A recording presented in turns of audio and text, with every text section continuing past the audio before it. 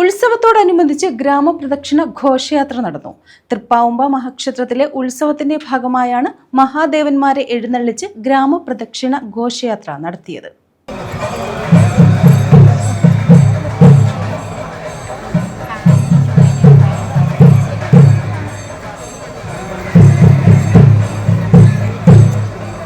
തൃപ്പാവുമ്പ മഹാക്ഷേത്രത്തിലാണ് ഉത്സവത്തിന്റെ ഭാഗമായി ഗ്രാമപ്രദക്ഷിണം നടത്തിയത്.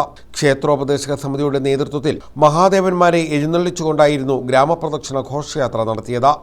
ഗജവീരന്മാരുടെയും താലപ്പൊലിയുടെയും വാദ്യമേളങ്ങളുടെയും അകമ്പടിയോടെ രാവിലെ 7:30 ക്ഷേത്രത്തിൽ നിന്നും ഗ്രാമപ്രദക്ഷിണ ഘോഷയാത്ര ആരംഭിച്ചു.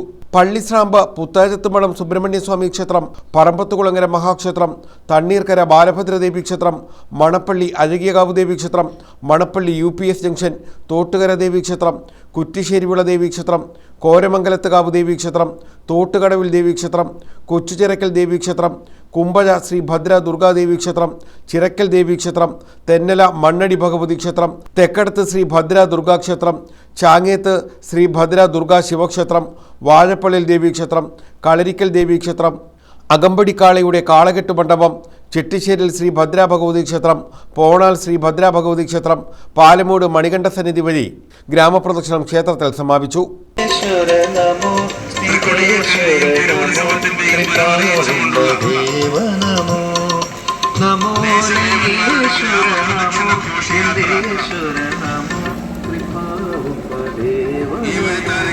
News bureau, Thazhava.